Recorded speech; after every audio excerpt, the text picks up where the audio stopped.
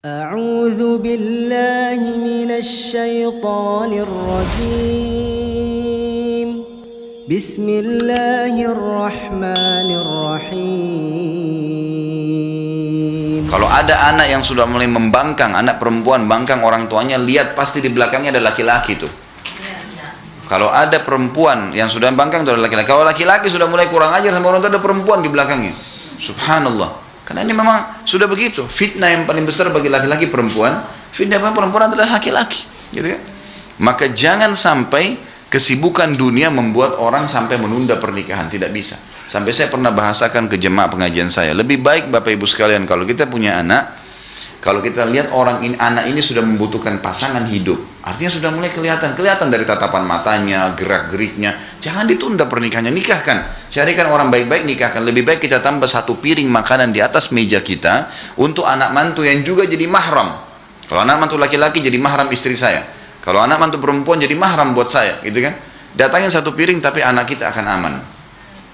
Itu jauh lebih baik. Bagaimana banyak orang di Indonesia ini dan di Jakarta banyak fakta seperti itu, dia membiarkan anaknya gonta-ganti pacar, bahkan sebuah kebanggaan bagi dia. Baiklah nak, mana pacarmu si fulan? Oh sudah putus. Baik, mana yang lain? Cari yang lain. Disuruh cari, datang ke rumah, diizinkan malam minggu keluar bersama-sama. Kira-kira kalau keluar bersama-sama ke tempat gelap, ke tempat dingin, di bioskop, nggak terjadi perzinahan? Gimana cara? Orang tuanya nggak tanggung jawab nih. Dia lebih ridho anaknya melakukan perbuatan tersebut daripada dinikahkan. Subhanallah. Nah ini karena masalah faktor duniawi nih. Kadang-kadang sudah sarjana, cari kerja dulu nak, begini dulu nak, dan seterusnya.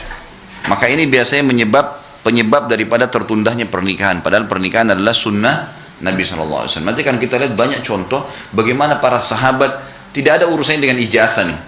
Pada saat mereka sudah ba'ah itu seperti sabda Nabi SAW, wahai anak-anak muda ini dari mulai balik sampai 40 tahun. Maaf yang sudah lebih 40 tahun ya. Jadi ini memang dimasuk kategorikan istilah syabab. Kata Nabi SAW, ya ma'syarasy syabab, wahai anak-anak muda, dari mulai balik sampai 40 tahun, laki-laki perempuan sama. Masih dikategorikan orang yang diperintahkan Nabi SAW. Man istata'a minkumul ba'ah, ya. Kata Nabi SAW, ya ma'syarasy syabab, wahai anak-anak muda, mulai balik sampai 40 tahun.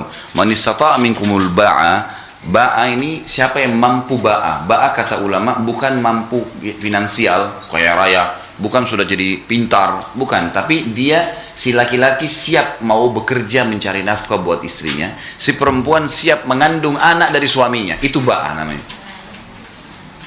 Jadi tidak ada urusannya di sini dengan pendapatan. Karena nanti kalau dia sudah nikah, si suami sudah diwajibkan harus kerja. Lalu hiduplah sama-sama. Ya kalau pendapatannya cuma satu piring makan berdua, ya sudah itulah. Itu kan. Jalani. Bukan harus sudah punya mobil mewah, sudah punya rumah yang besar. Itu susah gitu kan. Maka akan tertunda semua pernikahan. Kata Nabi SAW itu. Jadi harusnya dia menikah. Falyatazawwaj. Menikahlah. Fa innahu aghaddu lil basar wa ahsanu lil farj. Karena dia akan sangat menjaga ya, penglihatan seseorang dari hal-hal yang haram dan akan menjaga kesucian, kehormatan, kemaluan kalian. Wa man lam yastati', kalau ada orang yang sudah syahwatnya ada tapi dia belum mampu, dia masih belum punya ba'ah.